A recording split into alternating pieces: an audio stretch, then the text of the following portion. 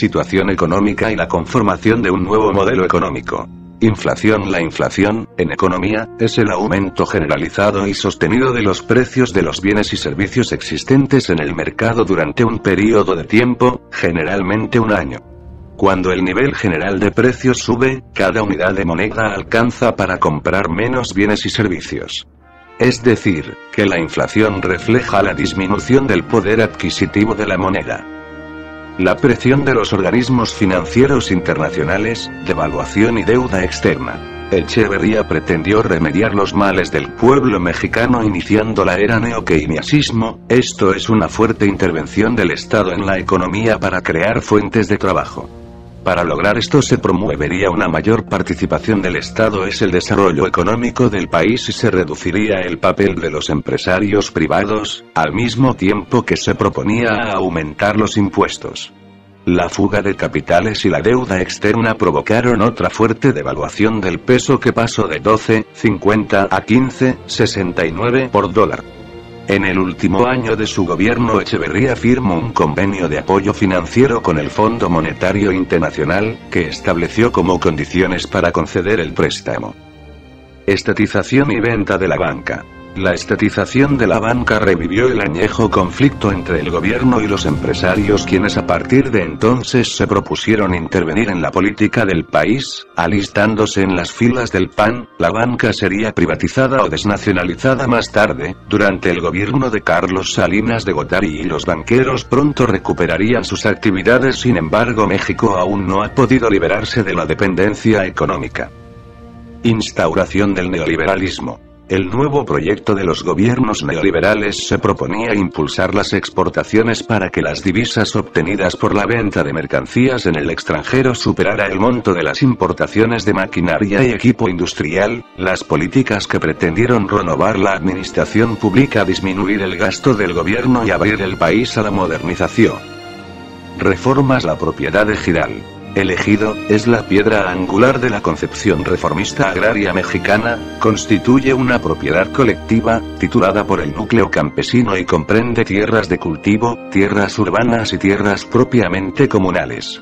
Con la frustrada intención de recuperar tierras cuya posesión se prohibía a las corporaciones religiosas y civiles, y adjudicarlas entre los arrendatarios, en 1856 se expidió la llamada Ley de Desamortización, permitiéndose el denuncio de esas tierras a cambio de una octava parte de su valor. Transición política. Las protestas sociales son causas de las injusticias, los abusos del poder por las inconformidades de sus gobernantes por no haber cumplido lo que habían prometido. Tecnócratas en el gobierno. Los tecnócratas consideraban que las crisis recurrentes habían sido provocadas por un sistema económico insuficiente y caduco, el modelo de sustitución de importaciones que se había prolongado durante muchos años, y en consecuencia propusieron un nuevo modelo de desarrollo que estaba en boga en el mundo desde la década de los 70. Reformas electorales. El gobierno de López Portillo propuso, en 1977, una reforma política conocida como Ley Federal de Organizaciones Políticas y Procesos Electorales. En esta nueva ley electoral se disminuyeron los requisitos para el registro de los partidos al mismo tiempo que se estableció un sistema mixto de representación de la Cámara de Diputados. La reforma no corregía los vicios de las elecciones anteriores, pero abría un espacio de participación más amplia a los diferentes partidos. El Movimiento Zapatista de Liberación Nacional. El Ejército Zapatista de Liberación Nacional. Inspirado en las ideas revolucionarias y de liberación del pueblo indígena promulgadas por Emiliano Zapata en la época de la independencia mexicana, esta revolución promueve una nueva liberación. Este grupo, con el subcomandante Marcos a la cabeza, rechaza muchas de las medidas sociales y educativas del Estado central, considerando que algunas de estas resultan inaplicables en estados como el de Chiapas con una mayoría aplastante de indigenismo maya y un índice de pobreza insultante, y viendo que el gobierno central hacía caso omiso a sus peticiones, este grupo decidió tomar las calles. El proceso de construcción de la alternancia política. Deben estructurar partidos que permitan el diálogo y que den sus mejores opciones ante cada cambio de gobierno, que genere otras perspectivas y pueda impulsar un desarrollo más sostenido, con menos diferencias sociales y una nación más fuerte, porque con el inicio de la globalización, se requiere que los gobiernos de los países más débiles económicamente protejan los intereses en igual forma, que peleen sus derechos y que sepan cumplir con sus responsabilidades. Las realidades sociales. La pobreza es una situación o forma de vida que surge como producto de la imposibilidad de acceso o carencia de los recursos para satisfacer las necesidades físicas y psíquicas básicas humanas que inciden en un desgaste del nivel y calidad de vida de las personas, tales como la alimentación, la vivienda, la educación, la asistencia sanitaria o el acceso al agua potable. También se suelen considerar la falta de medios para poder acceder a tales recursos, como el desempleo, la falta de ingresos o un nivel bajo de los mismos. Expansión urbana. El proceso de dispersión urbana tiene, en general, connotaciones negativas debido a los perjuicios a la salud y las cuestiones ambientales que crea la expansión. Los residentes de los barrios en expansión tienden a emitir más contaminación por persona y sufren más accidentes mortales de tráfico. La dispersión es controvertida, con defensores que afirman que los consumidores prefieren la menor densidad de los barrios y que la expansión no necesariamente aumenta el tráfico. Desempleo. Hace referencia a la situación del trabajador que carece de empleo y, por tanto, de salario. Por extensión es la parte de la población que estando en edad, condiciones y disposición de trabajar población activa, carece de un puesto de trabajo. Para referirse al número de parados de la población se utiliza la tasa de desempleo por país u otro territorio. La situación contraria al desempleo es el pleno empleo. Derechos humanos. En consecuencia subsume aquellas libertades, facultades, instituciones o reivindicaciones relativas a bienes primarios o básicos que incluyen a toda persona, por el simple hecho de su condición humana, para la garantía de una vida digna, sin distinción alguna de raza, color, sexo, idioma, religión, opinión política o de cualquier otra índole, origen nacional o social, posición económica, nacimiento o cualquier otra condición. La cultura, identidad nacional y la globalización. Estandarización cultural. Es un fenómeno en el cual una cultura impone sus costumbres sobre las otras y éstas las aceptan como propias, creando un mundo ideal de lo correcto y aceptado socialmente, deja de existir individualidad y todo se empieza a hacer en base a tendencias ya creadas. Globalización. Proceso económico, tecnológico, social y cultural a escala planetaria que consiste en la creciente comunicación e interdependencia entre los distintos países del mundo uniendo sus mercados, sociedades y culturas, a través de una serie de transformaciones sociales, económicas y políticas que les dan un carácter global. La globalización es a menudo identificada como un proceso dinámico producido principalmente por las sociedades que viven bajo el capitalismo democrático o la democracia liberal.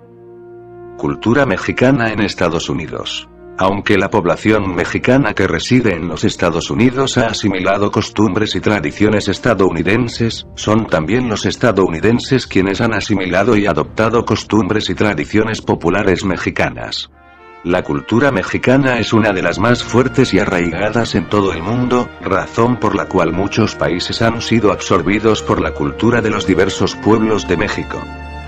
El contexto internacional. Fin de la Guerra Fría. Al no haber sido un conflicto bélico real, en el campo de batalla, no puede fijarse una fecha exacta para el fin de la Guerra Fría, pero la historiografía mundial coincide en su mayoría que la caída del muro de Berlín en 1989 y los procesos de apertura que Mikhail Gorbachev implantara en la economía y política soviéticas en el año 1991. Ante la crisis económica y el descontento social en el bloque comunista, fue el verdadero fin del enfrentamiento ideológico, político, económico y social entre las dos potencias. Del activismo latinoamericano a las políticas multilaterales. La política exterior mexicana generalmente se ha movido a partir de los intereses de Estados Unidos de América. La política multilateral, aunque se ha visto un mejoramiento en la política exterior, aún existen puntos que se tienen que tratar para que pueda ser efectiva. El mundo en general ha cambiado y por ello un país no puede seguir manteniendo una misma política exterior. El Balcán y sus problemas, migración e intercambio comercial. El Tratado de Libre Comercio de América del Norte es un acuerdo entre los gobiernos de México, los Estados Unidos de América y Canadá que se firmó en 1993 y entró en vigor el 1 de enero de 1994. Antes de que entrara en vigencia, se declaraba en los tres países que traería muchos beneficios. Se decía, por ejemplo, que el TLC aumentaría el crecimiento económico, crearía empleos, ayudaría al medio ambiente, y reduciría la migración desde México hacia el norte. Los principales desafíos. Búsqueda de igualdad social y económica. Igualdad social y dinamismo económico no deben estar reñidos. Para crecer con igualdad, se requiere una macroeconomía que mitigue la volatilidad, fomente la productividad y favorezca la inclusión, y dinámicas productivas que cierren brechas internas y externas. Todavía existen diferencias de opiniones respecto al nivel de esfuerzo requerido para alcanzar el estado de bienestar, en particular sobre la cuestión de si un estado de bienestar. La calidad en la educación y desarrollo científico y tecnológico. Calidad de la educación en México. En México, durante los últimos años, las diversas administraciones han hecho repetidos esfuerzos por crear un marco nuevo de educación de calidad, centrado en la globalización y la competitividad. Estas reformas se han quedado cortas. Hoy en día el desarrollo tecnológico en el mundo está supeditado al conocimiento y su aplicación para un bien de consumo. Los países desarrollados mantienen control sobre la producción de bienes y aseguran mantener el liderazgo para el desarrollo de sus países. En la actualidad, los países en desarrollo tienen la necesidad de importar tecnología y bienes de consumo, lo cual genera costos elevados y nula competitividad. El reto consiste en competir en producción e importación de bienes de consumo y, lo que es más importante, la transferencia tecnológica al mundo teniendo control con las patentes de los desarrollos generados. Es importante que los países como México inviertan más recursos económicos en el rubro de ciencia y tecnología para dejar de depender y comenzar a mostrarle al mundo la capacidad, capital científico, intelectual y tecnológico con el que contamos. Nuestro gobierno debe considerar prioritario mayor inversión en este rubro, que de no ser así, seguiremos dependiendo de la tecnología extranjera y seguiremos teniendo fuga de capital científico e intelectual.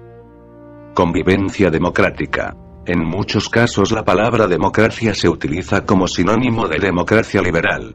Suele entenderse por democracia liberal un tipo genérico de Estado surgido de la independencia de Estados Unidos de 1776 y luego más o menos generalizado en las repúblicas y monarquías constitucionales que emergieron de los procesos de emancipación o revolucionarios contra las grandes monarquías absolutas.